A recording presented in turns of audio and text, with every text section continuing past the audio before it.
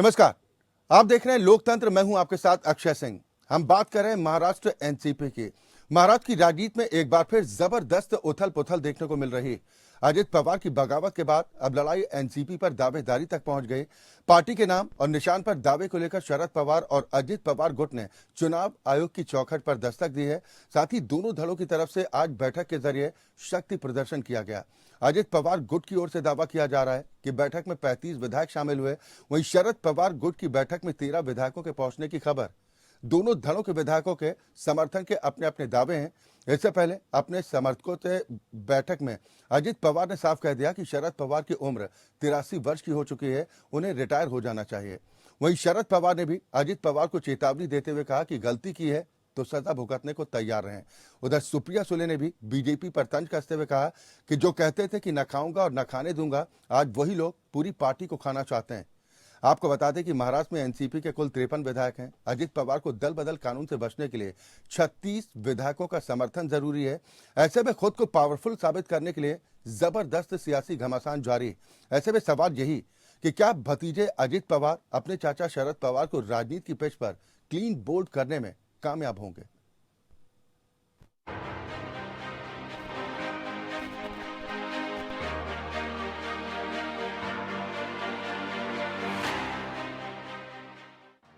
महाराष्ट्र में जबरदस्त हुई पावर पॉलिटिक्स। सियासत के अखाड़े में चाचा पर भारी पड़ेगा भतीजा। पार्टी पर कब्जे की जंग पहुंची चुनाव आयोग की चौखट पर। महाराष्ट्र के सियासत में अजित पवार की बगावत अब अपने अगले दौर में पहुंच चुकी है। बुधवार को अजित पवार और शरद पवार गुट दोनों ने खुद को असली एनसीपी साबित करने के लिए बैठकों के जरिए शक्ति प्रदर्शन किया। अजित पवार ने बांद्रा में अपने समर्थकों के साथ बैठक की। जानकारी के मुताबिक 40 विधायकों के समर्थन का दावा कर रहे अजित गुट की बैठक में 35 विधायक पहुंचे, तो वहीं वाई.बी. चौहान सेंटर में शरद पवार गुट की बैठक में 13 विधायक पहुंचे। हालांकि विधायकों के समर्थन के दोनों धड़ों के अपने अपने दावे हैं। इन दावे प्रतिदावे के बीच अपने समर्थकों के साथ बैठक में अजित पवार ने चाचा शरद पवार पर बड़ा हमला किया। अजित पवार ने कहा कि पवार साहब, आप 83 साल के हो गए हैं, आप कभी रुकेंगे या नहीं? हम सरकार चला सकते हैं, हम में ताकत है, फिर हमें मौका क्यों नहीं? किसी भी घर में 60 साल के बाद रिटायर होते हैं और आशीर्वाद देने का काम करते हैं, फिर आप ऐसा क्यों नहीं करते? लोकांच्या समोर त्या ठिकाणी विलन केलं जातं, कळत नाही काय माझी चूक आहे या संदर्भामध्ये? ह्या सगळ्या गोष्टी होत असताना आजही माझं ते दैवत आहे, आजही माझं ते श्रद्धास्थान आहे।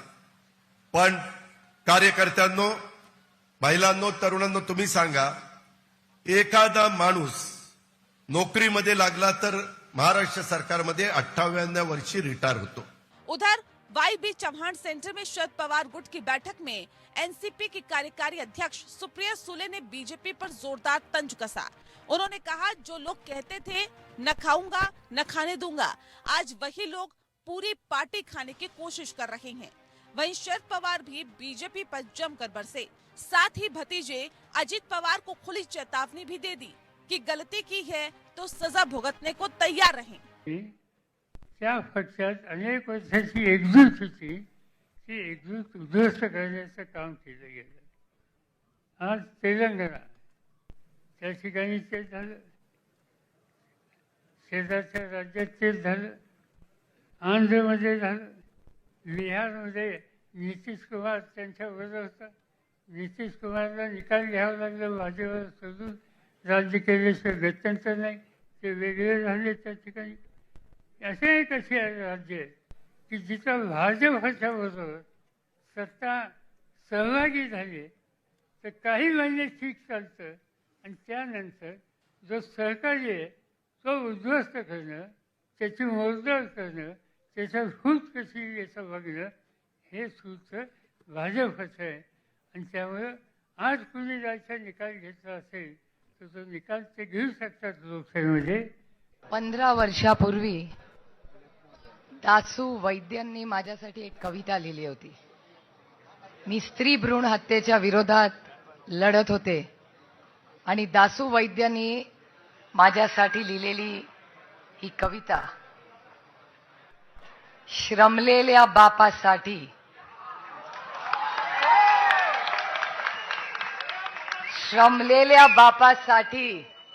लेक नारळाचं पाणी लढणाऱ्या लेकीसाठी माझा बाप माझी बुलंद कहाणी. उधर दोनों ही गुट पार्टी पर कब्जे की जंग को लेकर चुनाव आयोग की चौखट तक पहुंच चुके हैं. शरद पवार की ओर से चुनाव आयोग में कैविएट याचिका फाइल की गई है. शरद पवार गुट की ओर से कहा गया है कि चुनाव आयोग कोई भी फैसला करने से पहले उनकी बात भी सुने. साथ ही शरद पवार गुट ने शिंदे सरकार में शपथ लेने वाले 9 मंत्रियों की जानकारी चुनाव आयोग को दी है. एनसीपी ने चुनाव आयोग को बताया कि उन नेताओं को पार्टी से बर्खास्त कर दिया गया है क्योंकि पार्टी लाइन से हटकर उन्होंने ये फैसला लिया है.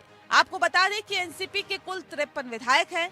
अजित पवार को दल बदल कानून से बचने के लिए 2/3 यानी 36 विधायकों का समर्थन चाहिए. I wish that politics doesn't come into the way of the family relationship. I wish the Pawar family very well, and I also consider myself as an extended part of the Pawar family.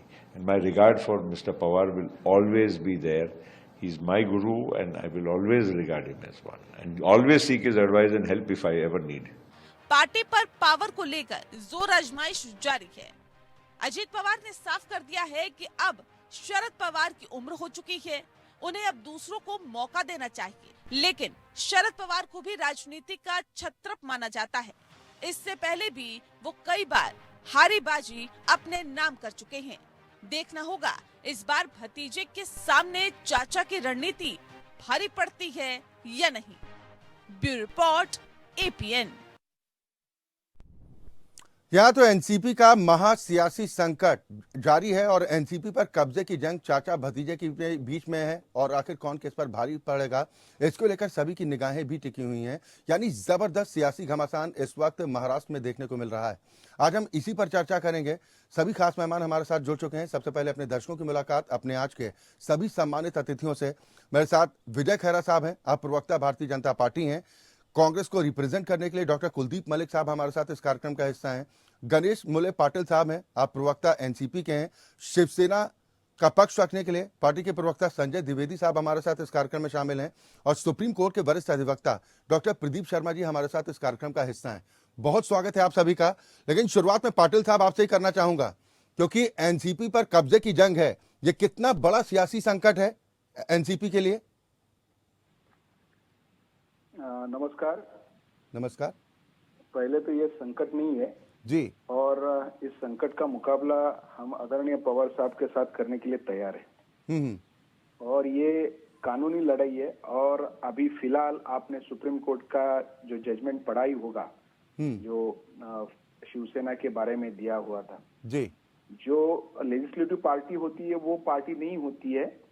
और ये आदरणीय पवार साहब जिस party के अध्यक्ष है वही party हमारी राष्ट्रवादी है. वो अगले कुछ दिनों में आपको इसमें सामने आ जाएगा. और आज जिस तरह से शरद पवार जी के पास सब भीड़ अनेक तबके के लोग आए हुए थे जिन्होंने अपनी भावनाएं रखी थी. और मेरा ख्याल है कि ये संकट हमारे लिए नहीं है, ये संकट विपक्ष के यानी कि हमारे हमसे जो बिछड़ गए उनके लिए संकट है. और इतना ही कहूंगा, ये संकट हमारे लिए नहीं है. लेकिन सवाल तो संख्या बल का है ना. जिसके पास जितनी ज्यादा संख्या विधायकों की सुनी तो उसी की जाएगी ना. नहीं, आप सुप्रीम कोर्ट का जजमेंट पढ़िए ना. आप सुप्रीम कोर्ट का जजमेंट पढ़िए. वो legislative party is not a party. वो पार्टी नहीं होती है, पार्टी अलग होती है. अरे वो तो चुनाव आयोग पहुंच गए, आप लोग भी पहुंच गए कि भाई हमारा पक्ष भी सुनिए, उसके बाद कोई डिसीजन लीजिए. तो वो तो होगा ही ना. दोनों का पक्ष सुनने के बाद चुनाव आयोग अपना निर्णय देगी. और हमारा जो पक्ष है वो उनसे बेहतर ज्यादा है. वो भी एक कानूनी दायरे में रख के हम लोग ने ये किया है. आपने फिलहाल 11 मई को जो सुप्रीम कोर्ट ने जजमेंट दिया था उसी के बलबूते पे हम लोग चुनाव आयोग के पास गए. और हमारी ही पार्टी जो अध्यक्ष हमारे शरद चंद्र जी पवार साहब है वही पार्टी हमारी है और हमारी ही रहेगी. चलिए, ये दावा तो अजित पवार गुट की तरफ से भी किया जा रहा है. लेकिन मैं संजय द्विवेदी साहब आपके पास आऊंगा. घड़ी भले ही चाचा की हो, समय भतीजे का आ गया क्या?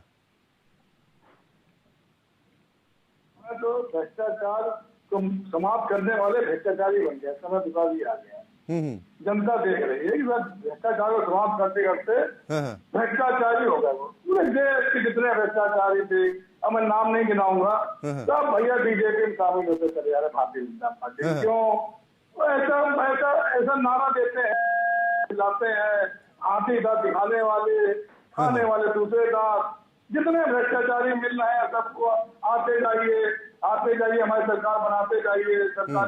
सरकार बनाना इनके लिए जरूरी है। सरकार बची है, क्यों सिंधे को लेके आए भाई, उद्धव जी इतने नाराज हो गए, सिंधे को तोड़ा, 50 हो गए, एकदम होके किए, तमाम प्रलोभन दिया, मुख्यमंत्री बना दिया। आखिर में क्या हुआ, इतने चुनाव हुए, शिंदे जी के बारे में मालूम चल गया कि शिंदे जी क्या है और माननीय उद्धव बाला साहब ठाकरे क्या है।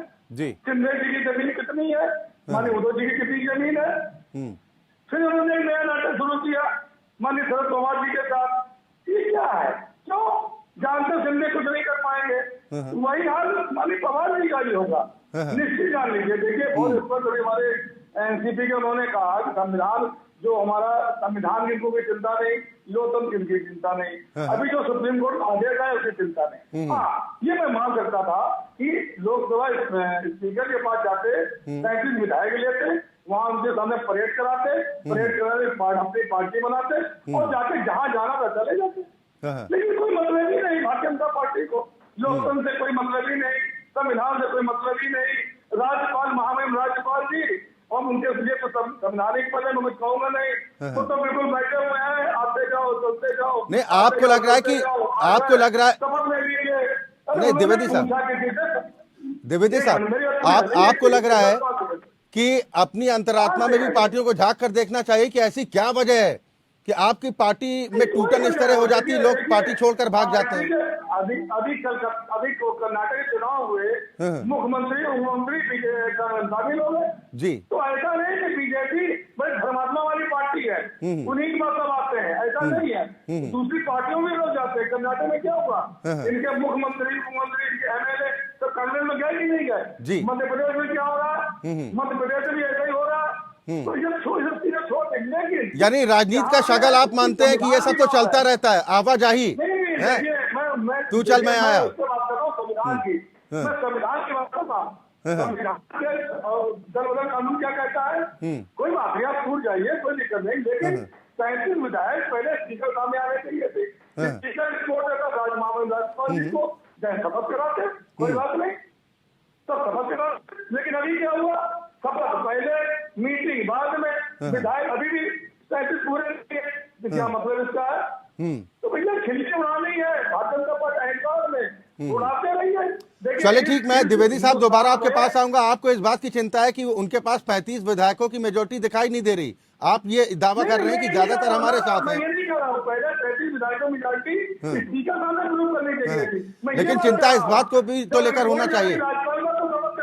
मैं ये कह रहा हूँ, दिखाई पड़ रही है, मतलब नहीं है। ठीक है, नहीं बिल्कुल आपकी पीड़ा समझ में आती है, क्योंकि महाराष्ट्र की सियासत का शगल पिछले कुछ वक्त से इस तरह का दिखा कि शिवसेना के साथ जो हुआ, उस वक्त आप लोग दावा कर रहे थे कि शिवसेना में कोई टूट नहीं होगी, कोई विधायक जाने को तैयार नहीं है, और फिर उसके बाद जो सियासी ड्रामा हुआ और उसके बाद रिजल्ट क्या हुआ ये पूरे देश ने देखा।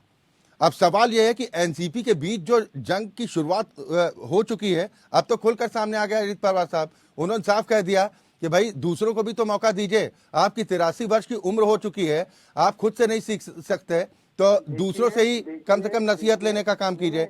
मैं डॉक्टर कुलदीप मलिक साहब, मैं आऊंगा।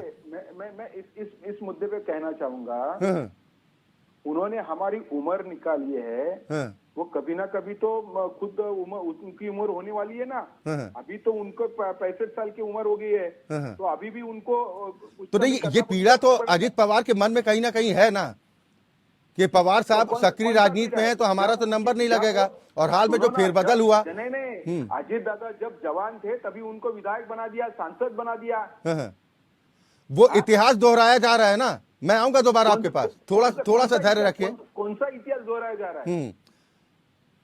जो शरद पवार साहब ने भी अपने गुरु को किनारे करके सत्ता हासिल की थी ना, आज वही उनके भतीजे कर रहे हैं। मैं आऊंगा दोबारा, थोड़ा सा धैर्य रखिए। ठीक है डॉक्टर कुलदीप मलिक साहब।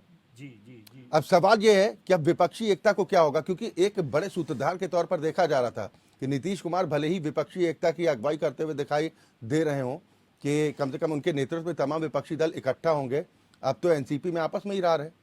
जी देखिए अक्षय जी, इस देश का सबसे बड़ा दुर्भाग्य है। और यहाँ पे मुझे याद आ रहा, एक पुरानी मूवी आई थी जी। वो अक्षय कुमार, उसमें एक गाना था कि ये पब्लिक है, सब जानती है, अंदर क्या है बाहर क्या है ये सबको पहचानती है। अभी अगर मैं थोड़ा सा पीछे जाऊं, 27 जून को आदरणीय प्रधानमंत्री जी ने मध्य प्रदेश में भाजपा के कार्यकर्ताओं को संबोधित किया और उसमें 2 बात महत्वपूर्ण कही। मैं प्रधानमंत्री जी के शब्द यहाँ पे रिपीट कर रहा। प्रधानमंत्री जी ने ये कहा कि अगर मैं एनसीपी की बात करूं तो एनसीपी में भी करीब 70,000 करोड़ रुपए के घोटाले का आरोप है। उन्होंने कौन कौन से घोटाले, वो 3 घोटाले का भी नाम लिया। उन्होंने कहा कि महाराष्ट्र स्टेट कॉरपोरेट बैंक घोटाला, महाराष्ट्र सिंचाई घोटाला, अवैध खनन घोटाला। एक तो ये उसमें बात महत्वपूर्ण थी। दूसरी जो महत्वपूर्ण बात उन्होंने कही, आदरणीय मोदी जी का वो वीडियो पूरे सोशल मीडिया के ऊपर वायरल हो रहा। उन्होंने वहां पे अपने कार्यकर्ताओं को एक गारंटी दी और 3 बार पूछा कि दे दूं गारंटी, दे दूं गारंटी, दे दूं गारंटी। और वो क्या गारंटी दी? वो गारंटी दी कि अगर उनकी घोटालों की गारंटी है तो हमारी घोटालेबाज के ऊपर जो है कार्रवाई करने की गारंटी है। सीनियर पवार साहब कोई खेल तो नहीं कर रहे, क्योंकि अंदेशा इस बात को लेकर भी जाहिर किया जाए और राज ठाकरे ने तो खुलकर कह दिया कि मुझे इस बात की आशंका है। देखिए अक्षय जी, पवार साहब क्या खेल कर रहे ये तो पवार साहब ही बताएंगे, लेकिन जो खेल हिंदुस्तान की जनता के साथ हो रहा, 142 करोड़ लोगों के साथ हो रहा, यहाँ पे मैं आपको बताना चाहूं, भारतीय जनता पार्टी की सरकार 2009 से इस देश के अंदर है और वो केवल और केवल जो उनके मुद्दे उस टाइम पे थे, वे मुद्दे थे कि वे देश में जो है भ्रष्टाचार को खत्म करेंगे, वो कहीं ना कहीं काले धन को वापस लाएंगे।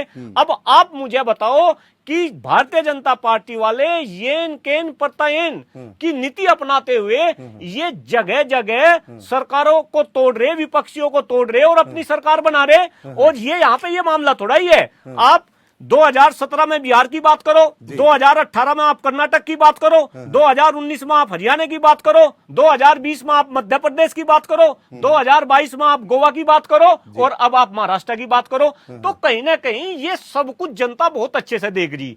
आप भ्रष्टाचार के ऊपर लगाम लगाने की बात कर रहे थे, एक तरफ आप एनसीपी को 70,000 करोड़ के घोटाले वाली पार्टी बता रहे और उसी एनसीपी में आप फूट डाल रहे और उनके 8 मंत्रियों को आप सरकार में शामिल कर रहे और उनमें से भी 5 ऐसे मंत्री हैं जिनके ऊपर जो है गंभीर आरोप है। अगर मैं बात करूं छगन भुजबल की, एक ऐसे मंत्री है जो ईडी ने जिनको गिरफ्तार किया, 2 साल की उन्होंने जो है सजा काटी और उसके बाद उन्हें सरकार में मंत्री बना दिया गया। क्यों भाई, कैसा काम चलेगा? कैसे आप देश के 142 करोड़ लोगों का बेवकूफ बना रहे? तो कभी आपकी पार्टी आरोप लगाती थी कि महाराष्ट्र में जमकर भ्रष्टाचार हो रहा है, उस वक्त आप हल्ला बोलते थे। आज आप उनके साथ में हैं, समझौता, इसका मतलब कि राजनीतिक दल जरूरत पर करते हैं ना? नहीं नहीं, बिल्कुल। देखिए राजनीति में कहीं ना कहीं समझौते किए जाते हैं, लेकिन तो आप करें तो लीला, लेकिन नहीं, लेकिन कुछ अपने वसूल भी होते हैं। ये वही भारतीय जनता पार्टी वाले लोग हैं, इनके आदर्श अटल बिहारी। आपको लगता है कि शिवसेना और कांग्रेस के उसूल एक थे? नहीं, मेरी बात आप पूरी होने दीजिए। ये वही भारतीय जनता पार्टी वाले लोग हैं जिनके आदर्श अटल बिहारी वाजपेयी जी थे। देश में 3 बार वे प्रधानमंत्री रहे। एक बार सरकार 13 दिन चलाई, एक बार 13 महीने चलाई, इसके बाद 5 साल तक सरकार चलाई और एक वोट के चक्कर में उनकी सरकार गिर गई थी। और उन्होंने संसद के अंदर जो ऐतिहासिक व्याख्या वो बयान दिया था, उसको भी मैं रिपीट करना चाह रहा। उन्होंने कहा था कि सरकारें आएंगी जाएंगी, पार्टियां बनेंगी बिगड़ेंगी, लेकिन ये देश सुरक्षित रहना चाहिए। तो मैं तो आज पूछना चाह रहा, अगर देश में इस तरीके से खरीद फरोख्त होगी, इस तरीके से सरकार बनेगी, तो क्या ये देश सुरक्षित रह पाएगा? हालांकि बीजेपी के लोग ये भी कह सकते हैं कि ये चलन की शुरुआत तो आपने की, रिकॉर्ड तो कांग्रेस के नाम पर रहा है। खैर, जो आपने सवाल किए हैं उस पर जवाब खैरा साहब देंगे। विजय खैरा साहब, क्या जवाब दीजिएगा? इस सारे खेल के पीछे क्या बदला लिया क्या बीजेपी ने? ऐसा है, हमें बहुत सारी बातों का जवाब देना है। आपने देखा होगा 20 मिनट के बाद हमें मौका लगा है बात करने का। मुझे एक एक करके बहुत सारी बातों का जवाब। जी। पहली चीज तो अभी ये तुरंत में जो बोल रहे थे कांग्रेस पर, जी, 1 वोट के लिए, अरे तो ये तुम तो यहाँ तो 16 और 32 हो गए। फिर भी डटे हुए हो लड़ाई पे। अरे एक वोट की आप बात में उंगली उठा लेना, अभी रुक जाओ 5 मिनट, खूब उठाना आप उंगली। ठीक है खैरा साहब, अपनी बात पूरी कीजिए फटाफट। का जवाब दे दिया इन्हीं से जी। यहाँ तो उनके पास 15-16 भी नहीं आ रहा है, यहाँ 32 सामने है, सबके सामने। ये सामने की बात है डबल। तो उसके बाद ये कह रहे साहब वो तो एक वोट की, तुम तो मतलब इतने कम वोट होने पे भी डटे हुए हो लड़ाई में। दूसरी बात ये भी बता दें हम आपको, पार्टी के 2 फाड़ इसी कांग्रेस में इंदिरा गांधी जी ने किए थे। कांग्रेस पार्टी में जब उनकी नहीं चली कांग्रेस वर्किंग कमेटी में, और वो बीबी गिरी को घोषित नहीं करवा पाई राष्ट्रपति कैंडिडेट कांग्रेस पार्टी से, और नीलिमा संजीवा रेड्डी हो गए, तो उन्होंने आत्मा की आवाज के एक आवाज दे के और इंडिपेंडेंट लड़वा दिया, बीबी गिरी को जिताया था। तो फिर कांग्रेस के 2 फाड़ हुए, कांग्रेस ओल्ड हुई, कांग्रेस इंदिरा हुई। तो सवाल इस बात का है कि राजनीति में किसके साथ बहुमत है वही सही माना जाएगा। अगर आप माइनॉरिटी में हो, अगर आपका असली एनसीपी है तो बने रहो अपने घर में बैठ के असली एनसीपी। ठाकरे भी अपने घर में डटा हुआ है कि हम असली हैं, निशान भी चला गया, पार्टी भी चली गई, सरकार भी चली गई, तुम्हारी भी सब चली गई, तुम डटे रहो। ऐसे असली एनसीपी तो वो है, सरकार तो वो बनाएगा, मंत्रिमंडल में तो वो रहेगा ना जिसके पास बहुमत है। अब बेशक भयानक माइनॉरिटी में समय आ चुके हैं, भयानक, थोड़ी बहुत नहीं कि 2-4 विधायक इधर उधर हो रहे हो, कभी भी आप डटे हुए अगर इस बात पर तो डटिए, संघर्ष करिए, संघर्ष करना चाहिए। तीसरी बात ये बात मैं जरूर नहीं सहमत करता हूँ पवार जी से, अजीत पवार जी से, कि वो कह रहे कि वो बुढ़े हो गए, फलाना हो गए, ये उनको नहीं कहना चाहिए उम्र के लिए। तो राजनीति में और सेवा में, समाज सेवा में उम्र से कोई ताल्लुक नहीं है। जब तक आदमी के दिमाग और हाथ पैर चल रहे और सेवा कर सकता है, वो जहाँ रहे नहीं रहे कोई सैलरी चीज नहीं है। विश्व में सब जगह दुनिया में, अभी आप जॉन बाइडेन साहब को देख ले राष्ट्रपति की क्या उम्र है, उम्र से इसका मैं नहीं समझता कोई लेना देना है। उन्होंने तो हवाला प्रधानमंत्री जी के बयान का दिया ना, लेकिन ये उन्होंने कहा, वो जाने उनके घर में क्यों ऐसा बोला उन्होंने, लेकिन वो तो उनका मसला है। जहाँ तक भारतीय जनता पार्टी का है, वो मैं आपको बताना चाहूंगा जरूर कि आपके सामने प्रमाणित तौर पर है कि यहाँ पर 32 से अधिक विधायक थे और वहाँ पर 13-14 विधायक थे। ये 16 कह रहे थे 14। तो अब सब सामने आपके बात आ चुकी है, ये उसकी लड़ाई आपको लड़ना बेकार है। दूसरा ये कह रहे थे अभी कि हम खा जाते हैं, हम अभी पाटिल साहब को आपने सुना खैरा साहब, उन्होंने सुप्रीम कोर्ट का हवाला दिया। ये डायलॉग और ये कह रहे थे कि हम ना खाने देंगे ना खाएंगे। अरे भाई तो हम माल नहीं खाते, आप माल खाते हैं, हमने पार्टी खा ली। वो कह रहे हैं आप पार्टी खा रहे हैं, हम पार्टी बर्बाद, यानी आप स्वीकार कर रहे हैं कि इस सारे खेल के पीछे बीजेपी। अरे मैं तो पार्टी बर्बाद करने के लिए बैठा ही हूँ। राजनीति में इसमें हम छोड़ेंगे। अगर आपके आदमी जुटेंगे, अगर जनता आपके साथ भागेगी, अगर आप हारेंगे, आपके साथ लोग नहीं है, तो हम मिटा देंगे पार्टी। उसमें क्या शक है, इसमें क्या शक है? संवैधानिक रूप से हो रहा है, ठीक, लेकिन कानूनी पहलू भी जानना खैरा साहब जरूरी है ना। आप कह रहे हैं गैर संविधानिक है, बताइए क्या गैर संविधानिक है इसमें? नहीं, इस पर तो डॉक्टर प्रदीप शर्मा जी हमारे साथ आमंत्रित है ना, इसीलिए मुझे अभी बहुत सारी बातें हैं साहब। मैं सर नहीं, सेकंड राउंड में आऊंगा ना, मैं सेकंड राउंड में आपके पास आऊंगा, बाकी सभी मेहमान। हाँ सुनिए तो सही, जी फिर उत्तर दीजिएगा। जी खैरा साहब अपनी बात पूरी कर लीजिए। अच्छा, मैं दूसरी बात ये कह रहे थे कि वो बड़े भापने वाले हैं, बड़े सीनियर हैं, बड़े भापने वाले तो लालू यादव भी थे, जेल में है, आपके मंत्री जेल में। आप क्या चाहते हैं, क्या मोदी उन लोगों को छोड़ दे? क्या वो उनको छोड़ दे जो पकड़े जा रहे हैं? नहीं, वो ये सवाल उठा रहे हैं कि जिन पर पहले आरोप लगाते थे वो बीजेपी में आने के बाद कौन सी वॉशिंग मशीन है इनके पास? मैंने ये नहीं कहा ना, आप गलत बोल रहे हैं। आपके नहीं सर, ये मेरा सवाल नहीं है खैरा साहब, ये मेरा सवाल, विपक्ष आरोप लगा रहा है कि आप डरा रहे हैं, धमका रहे हैं। वही जवाब दे रहा हूँ मैं। छगन भुजबल कल तक आपके लिए पवित्र थे, शरद पवार उनके लिए लड़ रहे थे कल, क्योंकि वो ओबीसी का नेता था। आज वो चला गया तो आप इनके प्रवक्ता कह रहे हैं कि वो बेईमान है और भ्रष्ट है भ्रष्ट तो वो भी जाएंगे और नहीं है भ्रष्ट तो नहीं जाएंगे। चले ठीक, लेकिन हम जो पकड़े गए, सर एक मिनट, जो पकड़े गए हैं, क्या वो मोदी या भारतीय जनता पार्टी सजा दे रही है? कोर्ट आज तक जमानत नहीं दे रही है अगर सिसोदिया को, तो आप समझ सकते हैं क्लियर कट कोर्ट कर नहीं देंगे, इन्वॉल्व हैं आप। अगर कोर्ट नहीं दे रही थी नवाब मलिक को जब साल भर तक जमानत, तो हम क्या कर सकते हैं? आपके प्रमाण निकल रहे हैं। चले ठीक, ये तो खैर कानूनी प्रक्रिया है, लेकिन विपक्षियों की तरफ से आवाज इसी बात को लेकर उठाई जा रही, सवाल दागे जा रहे हैं कि जांच एजेंसियों का दबाव बनाने की कोशिश की जाती है। खैर मैं कानूनी पहलू इसके जरूर समझना चाहता हूं। डॉक्टर प्रदीप शर्मा जी, मैं आपके पास आना चाहता हूं। जैसे मैं आऊंगा सर, आऊंगा, नहीं थोड़ा इंतजार कीजिए खैरा साहब। ये प्रश्न हमसे है कि हम ये अपना रहे हैं अगर ईडी को, तो आप सुप्रीम कोर्ट गए थे, हार के चले आए, इसके बाद भी बहस के लिए कुछ रह ठीक जाता है, है। ठीक है, आप लेकिन सर्वोपरि है आरोप कि सुप्रीम कोर्ट नहीं, जो है। विपक्ष आरोप लगा रहा है वो तो बताना पड़ेगा ना सर, तो कि लगाइए विपक्ष ना, तो ये कह रहा है कि सुप्रीम डरा कोर्ट- धमका कर आपने कहा कि भाई हम सुप्रीम कोर्ट पे राजनीति कर रहे लगाइए, हैं, सुप्रीम कोर्ट पे। हम पार्टी खाते हैं, भ्रष्टाचारियों को नहीं खाने देते हैं, लेकिन हम पार्टी खा लेते हैं, आपने अभी बात कही। हम नहीं लेंगे ठीक, लोगों को।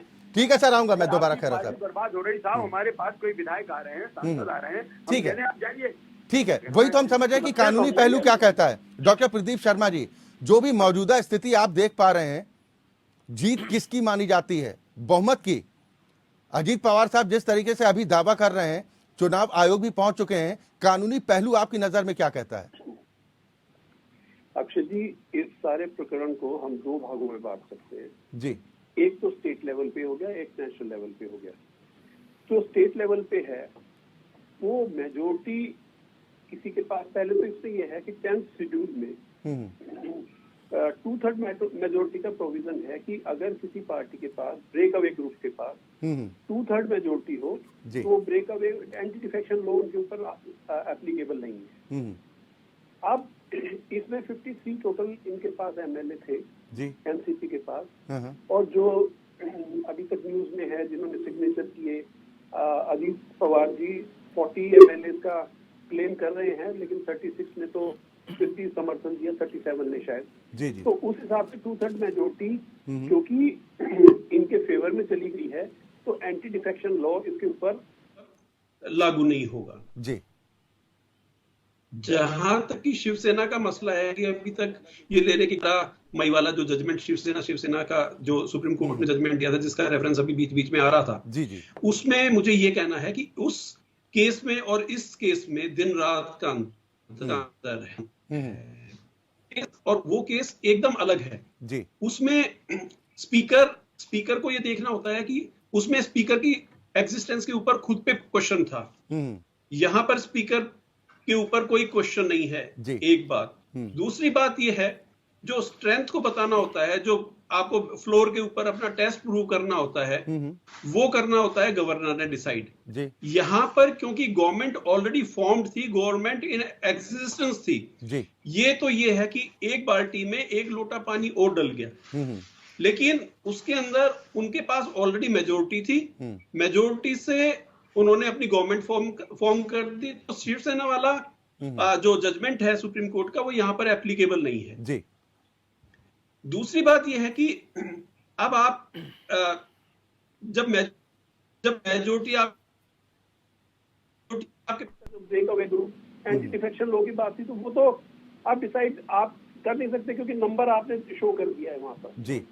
दूसरी बात अब ये है कि अब आ गई वर्टिकल स्प्लिट की।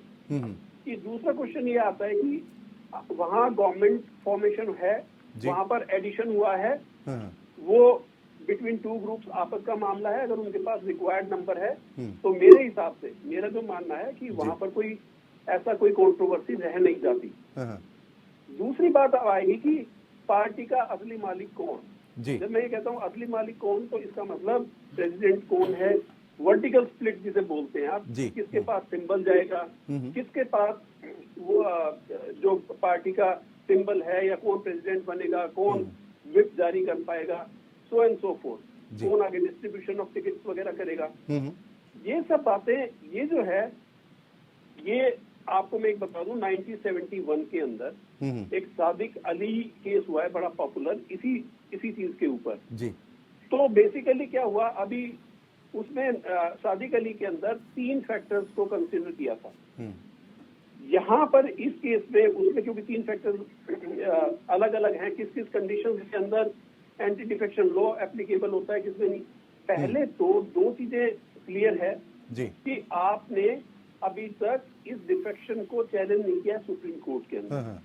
इसका मतलब ये है कि जो भी डिसीजन गवर्नर ने लिया, स्पीकर ने लिया, इसका मतलब वो एग्जिस्ट करेगा, क्योंकि आप जब तक उस ऑर्डर को चैलेंज नहीं करेंगे, इसका मतलब ये हो गया कि वो ऑर्डर जो भी है वो फाइनलिटी पे हो गया, मर्जर कोई अभी आज की डेट तक चैलेंज हुआ नहीं लीगली सुप्रीम कोर्ट के अंदर। क्योंकि स्पीकर का अगर कोई जजमेंट है और उसको अगर आप चैलेंज करेंगे तो सुप्रीम कोर्ट के पास ही रेमेडी अवेलेबल है। आप एक क्वेश्चन, दूसरा क्वेश्चन ये है कि शिवसेना के केस के अंदर उसमें मुख्यमंत्री उस टाइम पे उद्धव ठाकरे जी थे, उन्होंने अपना स्ट्रेंथ प्रूव करने से पहले रिजिग्नेशन दे दिया था जी। और आपको याद होगा कि जो 11 मई का जो जजमेंट है उसके अंदर उन्होंने सुप्रीम कोर्ट ने यही कह दिया जी जी, क्योंकि आपने फ्लोर के ऊपर अपनी स्ट्रेंथ को प्रूव करने से पहले ही आपने सरेंडर कर दिया। बिल्कुल सर, सुप्रीम कोर्ट की तरफ से उस वक्त यही कहा गया था कि आपने इस्तीफा दे दिया था, इसलिए अब हम कुछ नहीं कर सकते। अगर इस्तीफा ना दिया होता तो इस मामले में आगे बढ़ा जा सकता था। एक ब्रेक के लिए सर हमें यहाँ पर रुकना है, लेकिन ब्रेक समर्थन हमारे साथ है। शरद पवार साहब के पास कितनी ताकत बची है विधायकों की? शरद पवार साहब के लिए बहुत ताकत बची है। शरद पवार यानी ताकत का एक जीता जागता उदाहरण है। अगर कानूनी कार्रवाई का आप बात कर रहे हैं, जैसे हमारे भाई साहब ने कहा कि शिवसेना का वो जजमेंट अलग और ये जजमेंट अलग है, तो लेकिन उसका कुछ ना कुछ तो भी दायरा तो लेना ही पड़ेगा ना। वो सुप्रीम कोर्ट का सुप्रीम कोर्ट का जो जजमेंट है उसका तो दायरा लेना ही पड़ेगा ना। अगर हम इलेक्शन कमीशन के पास जा रहे हैं तो थोड़ा देर रुकिए ना, किसके पास जाएगा? पार्टी का डॉक्टर प्रदीप शर्मा साहब को आपने सुना कि वो स्थिति है नहीं जो शिवसेना के समय में हुई थी, वो हालात नहीं है। ये तो मामला ही अलग है कि आपकी पार्टी के विधायक टूटकर अगर जाना चाहते हैं तो दल बदल कानून तो तब लागू होगा ना जब वो एग्जैक्ट आंकड़े तक नहीं पहुंचते हैं। और ये आंकड़ा जो चाचा भतीजे के बीच 36 का है, ये 36 का ही तो खेल है सारा। थोड़ा देर रुकिए ना कि वो 36 में से कितने वापस आते हैं उसमें समझ में आ जाएगा ना। समझ में आ जाएगा। कितनी उम्मीद है, कितनी उम्मीद है? जो शरद पवार साहब की बैठक में कितने विधायक पहुंचे? आधे विधायक थे। नहीं, कोई आंकड़ा आंकड़ा आपको 2-3 दिन में समझ में आ जाएगा ना। आप इतना जल्दबाजी क्यों कर रहे हैं? नहीं, लोग जानना चाहते हैं ना कि आखिर क्या चल रहा है। लोगों ने देखा, लोगों ने देखा। शरद चंद्र जी पवार साहब की सभा पूरे हिंदुस्तान ने देखी है। कितने आदमी थे, कितने पार्टी के बेरर थे। विधायक यानी पार्टी नहीं होती है, विधायक यानी पार्टी नहीं होती है, पार्टी यानी कार्यकर्ता होती है। पाटिल साहब कोई खेला तो नहीं है? कौन सा? कोई खेला तो नहीं हो रहा इस सियासी घमासान के पीछे? ये आपने किसके बलबूते पे कह रहा है कि खेला हो रहा है? नहीं, लोगों के मन में चल रहा है। राज ठाकरे तो खुलकर कह रहे हैं कि मुझे आशंका है कि हो सकता है कि सुप्रिया सुले कुछ दिनों बाद केंद्र में दिखाई दे। उनका इतिहास देखो, जिधर अपनी पब्लिसिटी है उधर वो जाते हैं, उधर कुछ भी बयान देते हैं, उसको उतना महत्व नहीं देते हैं। अभी तो हमारे भारतीय जनता पार्टी के भाई साहब ने कहा कि हम खाते नहीं, कि हम तो पार्टी ही खाते हैं। तो देखिए ना उनका बयान देखो, उनका क्या चल रहा है। अभी भी अगर उनको नहीं तो बचाव कैसे करेंगे? वो तो कह रहे हैं कि हम खाने को बैठे हैं, हम तो पार्टियां खाते हैं। अभी इसके ऊपर मैं क्या कर सकता हूँ? इसीलिए तो हम लोग जरा कानूनी लड़ाई। खैरा साहब जवाब दीजिए। हाँ खैरा साहब जवाब दीजिए जी। क्या पाटिल साहब जो कह रहे हैं कि इस सारे खेल के पीछे बीजेपी है और बीजेपी का मकसद सिर्फ ये है कि विपक्षी एकता को तोड़ना, और कैसे तोड़ना है उसका जिक्र तो अभी हुआ ही कि जांच एजेंसियों का डर। इसके लिए एक एग्जांपल देता हूँ, तमिलनाडु में सुनिए मेरा बात सुनिए। पाटिल साहब आ रहा हूँ। नहीं, आप ही के सवाल पर जवाब दे रहे हैं ना, वो सुन लीजिए। ठीक खैरा साहब, वो एक सवाल भी आपसे करना चाह रहे हैं। ठीक है, सुनिए मैं क्या बोलता हूँ की लाठी उसी की भैंस, ये 2014 से पूरे हिंदुस्तान में चल रहा है। अभी एक फिलहाल आपको एग्जांपल देता हूँ। तमिलनाडु के राज्यपाल ने अपने अधिकार क्षेत्र में न रहते हुए भी मंत्रिमंडल से एक मंत्री को इस्तीफा देने के निकाल डाला। ये कौन सा तरीका है? ये कौन सा तरीका है? जो अपने अधिकार है वो अधिकारों का पालन न करते हुए अधिकारों का दायरा उल्लंघन करके, ये तो आरोप की बात हो गई, लेकिन अदालतें भी सबूत से चलती हैं। चुनाव आयोग आंकड़ों से चलेगा। मैं आऊंगा ना फिर दोबारा पाटिल साहब। ये तो आरोप है, आप जैसा आरोप आप लगा रहे हैं वो दूसरे पक्ष की तरफ से भी लगाया जा रहा है। जिसकी अभी आप कह रहे थे जिसकी लाठी उसी की भैंस है।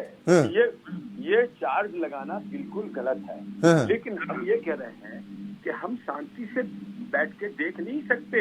अगर आप पार्टी टूट रही है, आपसे लोग आ रहे हैं और वो समझ रहे हैं कि जनता भारतीय जनता पार्टी के साथ है, हिंदुस्तान भरता भारतीय जनता पार्टी के साथ है, हर पार्टी का बड़ा नेता अगर नहीं आ रहा लालच में, तो बाकी जितने विधायक चुन के आते हैं उन्हें जनता की नब्ज का पता पहले से लगने लगता है कि क्या होने वाला है, तब फिर वो टूटते हैं। वरना इस समय जब चुनाव का वक्त आ रहा हो, कोई क्यों टूटेगा? सचिन पायलट जब जा रहे थे तो हम क्या कह रहे हैं, हमारी पार्टी में नहीं आए, सिंधिया जी के साथ आपने अन्याय किया। आप सुनिए एक सेकंड, आप राज्यसभा की एक सीट मांग रहे थे, लेकिन आपने दिग्विजय सिंह के चक्कर में पूरी पार्टी बर्बाद कर दी। और फिर भारतीय जनता पार्टी पे दोष लगा रहे हैं। और वो चुनाव लड़के जीत के भी आए तो जनता ने अपना मन भी बता दिया कि 27 किस तरफ थे। तो आप हर जगह मुंह की खाते जाते हैं, चार्ज लगाते जाते हो, ईडी का चार्ज लगाते हो, सुप्रीम कोर्ट में मार खा के चले आते हो। लेकिन अजीत पवार साहब, खैरा साहब, अजीत पवार साहब एक बात और कह रहे हैं कि सीनियर पवार साहब को सब कुछ जानकारी थी और इससे पहले मुलाकात भी हुई है बीजेपी हाईकमान से, यानी ये खेल आज से नहीं पिछले काफी वक्त से चल रहा था और सारी जानकारी सीनियर पवार साहब को है। आप इस बात का समर्थन कर रहे हैं? देखिए, ये सच बात है कि शरद पवार जी प्रधानमंत्री जी से मिलने कुछ महीने पहले आए थे यहाँ जी, सबने पढ़ा था उसको। वो राजनीतिक चर्चा थी, औपचारिक थी, वो न मैं बता सकता हूँ और ये तो ये इनको पता होते बता सकते हैं। लेकिन सीनियर लीडर हैं शरद पवार, आखिर डिफेंस मिनिस्टर रहे, चीफ मिनिस्टर है, वो प्रधानमंत्री के पास आना चाहेंगे तो आएंगे। उन्होंने जो भी बात की है उस समय मैं नहीं जानता, लेकिन बहुत सारी बातें ऐसी हैं कि जब कांग्रेस ने या विपक्ष ने मिलकर जिन मुद्दों पे कहा उसमें शरद पवार ने साथ नहीं दिया। आपको अडानी का मुद्दा बता देता हूँ। अडानी के मामले में शरद पवार ने कहा था अडानी गलत नहीं है और फिर सुप्रीम कोर्ट ने भी उस पर मोहर लगा दी। फिर भी बेशरम विपक्ष है कि डटा हुआ है, मार खा के आ जाता है, भ्रष्टाचार के आरोप हम पर लगाता, ईडी के आरोप लगाता, मार खा के सुप्रीम कोर्ट से। चलिए देखिए, आपकी बात पर संजय द्विवेदी साहब जवाब देना चाह रहे हैं। संजय द्विवेदी साहब क्या कहेंगे? देखिए, बहुत स्पष्ट एक चीज बताता हूँ, 2019 चुनाव में शिवसेना बीजेपी का कौन लड़ रही थी, तो हमारे देवेंद्र फडणवीस जो अजीत दादा पवार वो कहते थे चक्की पिसवाएंगे, चक्की पिसवाएंगे, चक्की पिसवाएंगे, चक्की पिसवाएंगे। हम तो नहीं कर रहे थे। या शिंदे का जो विधायक का सरकार में शामिल है, ये अजीत पवार जी के जो विधायक शामिल है, उनपे कौन आरोप लगा रहा था? भारतीय जनता पार्टी नेता आरोप लगा रहे थे ना। ये जैसे हमारे पूर्व प्रवक्ता ने कहा कि जब बड़े धक्के की चोट पे मन बजट की रैली में 70,000 करोड़ रुपए जो है ये भ्रष्टाचार के ऊपर आरोप है। तो मैं यही तो पूछना चाहता हूँ, आरोप आप लगा रहे हो, फिर आप क्लीन चिट दे रहे हो, तो ये कौन सी राजनीति है भाई? नहीं, अजीत पवार साहब तो एक बात और भी कह रहे हैं कि जिस वक्त ये था कि भाई बीजेपी, एनसीपी और शिवसेना मिलकर सरकार बनाए, तो उस समय शरद पवार साहब ने मना कर दिया कि शिवसेना के साथ नहीं जाना है। वो तो ये दावा कर रहे हैं। शिवसेना तो सरकार टाइगर चले हम लोग, कहाँ टूटी, भारतीय जनता पार्टी तोड़ रही है। हम तो थोड़ा ना शिवसेना को तोड़ा भारतीय जनता पार्टी ने, एनसीपी को तोड़ रही भारतीय जनता पार्टी। हमारे महाविकास में सरकार चल रही थी, इसमें कोई दिक्कत ही नहीं, एक बार बैठेगा ये कोई भाई। हमें अगर कुछ हुई होती, हम अलग हुए होते तो बात जैसे भी खैरा जी ने एक बात कही, 1971 में इंदिरा गांधी ने कांग्रेस आई बनानी थी, तो मैं तो वही कह रहा हूँ ना, मैंने भी वही आपसे कहा कि भैया का अजीत पवार जी को इतनी अपने पास हिम्मत है अपनी, तो अजीत पवार एनसीपी बना ले, एक दूसरा दल बना ले, इसी के सामने ग्रुप करने जाके शपथ लेके सरकार चला। चले, ये तो आप नैतिकता की बात कर रहे हैं। एक और ब्रेक के लिए हमें रुकना है। नहीं देखिए, पार्टी अब तोड़ने में जो मंसूबा इनका है पूरा नहीं होती। अभी जितने महान चुनाव हुए हैं, आज एक भी चुनाव देख लीजिए, जितने चुनाव हुए हैं, अगर इनसे में इतनी पावर होती वोट बैंक की तो चुनाव जीत गए होते। इनका जिसदा की डेथ हो गई वो चुनाव नहीं जीत पाया, 28 हार गई। चले ठीक सर, एक और ब्रेक के लिए रुकना है, लेकिन सवाल ये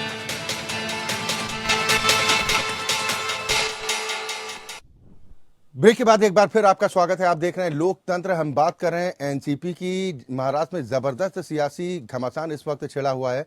पार्टी पर कब्जे की जंग है चाचा भतीजे के बीच में। सभी मेहमान हमारे साथ लगातार बने हुए हैं। मैं डॉक्टर कुलदीप मलिक साहब अब आपके पास आऊंगा, क्योंकि देखिए और जो आपके साथी हैं महाविकास आघाड़ी के, उनकी नज़र तो इस बात पर टिकी हुई है, खासतौर पर शिवसेना की, कि भाई क्या होता है इस पूरे मामले को लेकर। लेकिन कांग्रेस की चिंता इस पर ज़्यादा नजर आ रही कि भाई विपक्ष का नेता कौन हो। अब तो थोराट साहब की तरफ से कह दिया कि भाई जिसकी जितनी ज़्यादा होगी विधायकों की संख्या वो बनेगा, यानी कांग्रेस का निशाना अब कहीं और है। देखिए अक्षय जी, आपकी बात का जवाब देने से पहले सबसे पहले तो ब्रेक से पहले, जैसे भारतीय जनता पार्टी के मेरे साथी है जिस तरीके की वे भाषा का यूज कर रहे, शायद वो आयु में भी मेरे से काफी ज्यादा है, काफी एक्सपीरियंस इनको लग रहा। अरे आप नेशनल टीवी के ऊपर इस तरीके की बात, आप बेशर्म विपक्ष बोलेंगे, आप कहेंगे कि हम तो जो है पूरी की पूरी वो है राजनीतिक दल को ही जो है समावेश कर लेंगे, उसे खा जाएंगे, तो कहीं ना कहीं इन सब बातों पे भी हमें सोचना पड़ेगा। रही बात, एक बात और श्रीमान जी, आप प्लीज मेरी बात कंप्लीट होने दे, मैंने उंगली उठाई थी, आपने रोक दिया था। रही बात, आप किसी भी टीवी डिबेट के ऊपर भारतीय जनता पार्टी के किसी भी प्रवक्ता को देख लो, उनसे बात पूछेंगे लेकिन वो चले जाएंगे कांग्रेस के ऊपर। मैं पूरी गंभीरता और बड़ा दिल करके ये बात कह रहा कि अगर कांग्रेस ने अपने शासन में कोई गलती करी तो उसका जो नतीजा है वो कांग्रेस भुगत रही। पिछले 9 साल से केंद्र में जो है कांग्रेस, बीजेपी की सरकार है और कांग्रेस बाहर है, लेकिन अगर कांग्रेस ने कोई गलत काम करे तो क्या भारतीय जनता पार्टी वाले भी वही गलत काम करेंगे?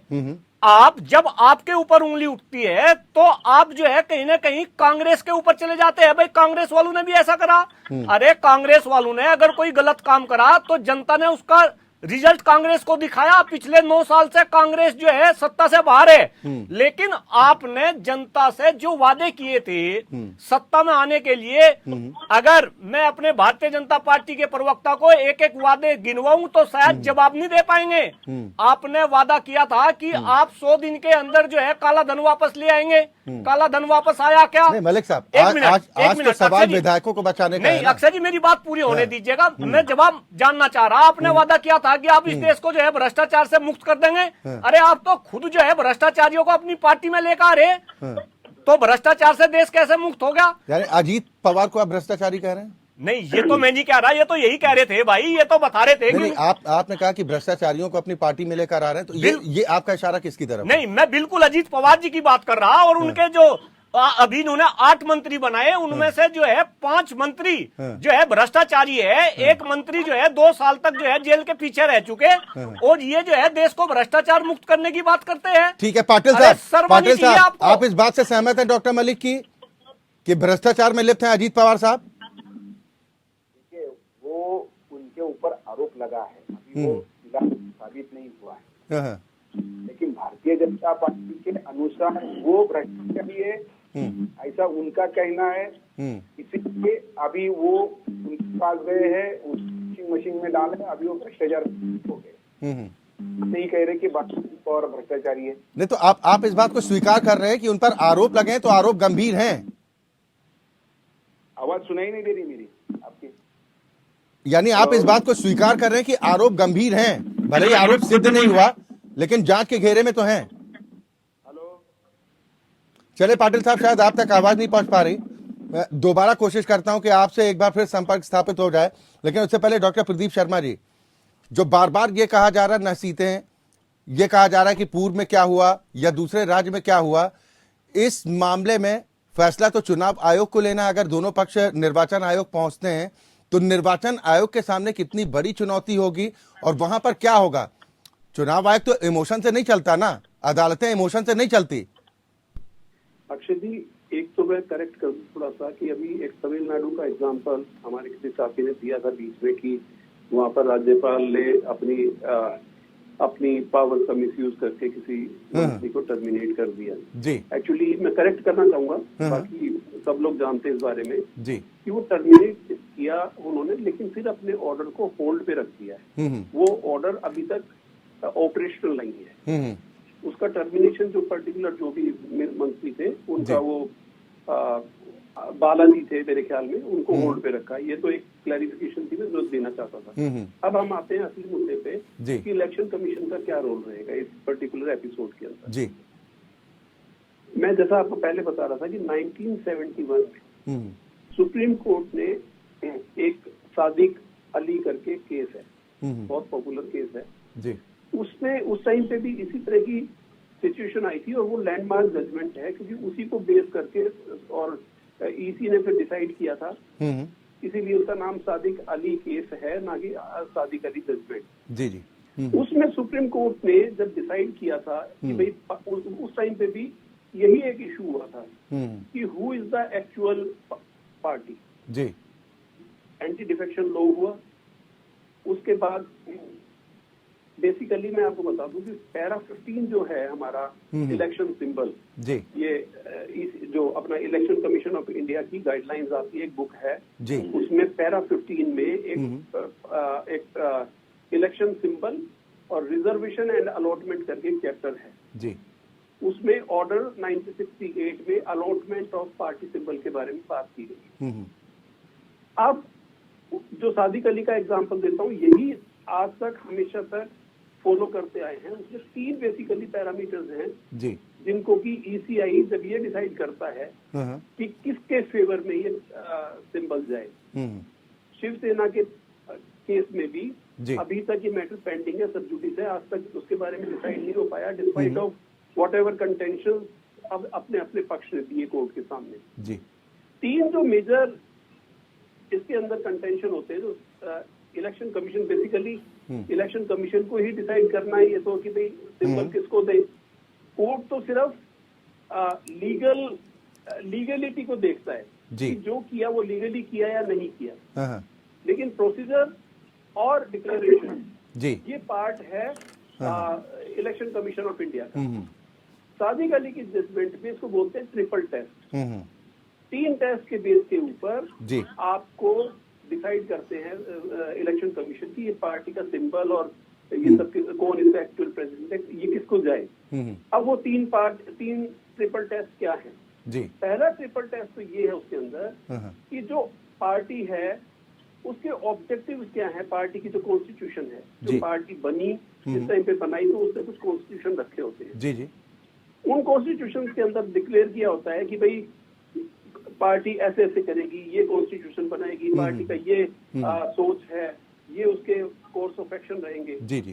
तो अगर ये पाया जाए किसी भी स्टेज के ऊपर कि वो कॉन्स्टिट्यूशन जो ऑब्जेक्टिव्स थे पार्टी कॉन्स्टिट्यूशन के वो ड्यूटी फॉलो नहीं हुए और ये पाया जाए कि वो अनडेमोक्रेटिक है और जो कंसंट्रेटेड पावर है उसके अंदर जी वो कुछ लोगों के हाथों में है जी, तो ये हो गया एक पॉइंट, एक ठीक सर, थोड़ा संक्षेप में जो डिसाइड करता है जी। सेकंड टेस्ट ये होता है कि जो ऑर्गेनाइजेशनल बॉडी है जी, ऑर्गेनाइजेशनल बॉडी का मतलब सारा का सारा आपने जब पार्टी फॉर्म करी तो आपने किया कि भाई ये प्रेसिडेंट होंगे, ये वाइस प्रेसिडेंट होंगे, ये सेक्रेटरी होंगे, ये होंगे, ये ट्रेजरर होंगे, यानी सारी लोकतांत्रिक प्रक्रियाओं का पालन करना होगा। अगर लोकतांत्रिक प्रक्रिया को पालन करने में अगर कोई असक्षम साबित होता है तो उस स्थिति के हिसाब से डिसीजन होगा। सर माफी चाहूंगा बीच में आपको इंटरप्ट कर रहा हूं क्योंकि समय का अभाव है। बहुत संक्षेप में खैरा साहब, क्योंकि पवार साहब को बाजीगर की भूमिका दी जाती है, जो हारी बाजी को भी पलटना जानते हैं। हमने एक उदाहरण आपको दे दिया था उसमें लालू यादव जी का जी, वो भी जानते थे लेकिन भीतर हैं। दूसरी बात, लेकिन अभी हमें कांग्रेस प्रवक्ता ने जो बोला है जी, हमारी भाषा के बारे में इतना ही बोलूंगा मैं। तो मैंने ये कहा था कि विपक्ष की बेशर्मी लेके कि सुप्रीम कोर्ट से हारने के बाद भी इस मुद्दे पर डटे रहते हैं और ये अभी भी डटे थे काला धन लेके। काला धन के ऊपर, रफेल के ऊपर, जीएसटी के ऊपर, इन सब के ऊपर आपको सुप्रीम कोर्ट से और जनता ने मोहर लगा दी है। जनता ने द्वारा ज्यादा मतों से मोदी सरकार को ज्यादा सदस्य भेज के जिताया है। इसका मतलब वो बात जो आप चले ठीक सर, अब समय इससे ज्यादा इजाजत नहीं देता है सर, इससे ज्यादा समय इजाजत नहीं देता है। हम वैसे भी अपने समय से आगे बढ़ चुके हैं, बहुत शुक्रिया। कुल मिलाकर ये जरूर कहा जा सकता है कि जो घमासान की अभी शुरुआत हुई है ये अभी और आने वाले कई दिनों तक देखने को मिल सकता है, लेकिन कुल मिलाकर सवाल पावर का है और ये पावर की लड़ाई चाचा भतीजे के बीच में चल रही है। और ये माना जा रहा है कि भतीजे की तरफ से जो दावा किया जा रहा है कि उनकी तरफ से कि ज्यादातर विधायकों की संख्या मेरे साथ है, उधर शरद पवार को भी बाजीगर कहा जाता है। हारी हुई बाजी को किस तरीके से पलट देते हैं इसके उदाहरण इससे पूर्व में भी देखने को मिल चुके हैं। बहुत शुक्रिया आप सभी मेहमानों का एक बार फिर हमारे साथ इस चर्चा में शामिल होने के लिए। और इसी के साथ लोकतंत्र में अभी के लिए बस इतना ही। खबरें लगातार जारी।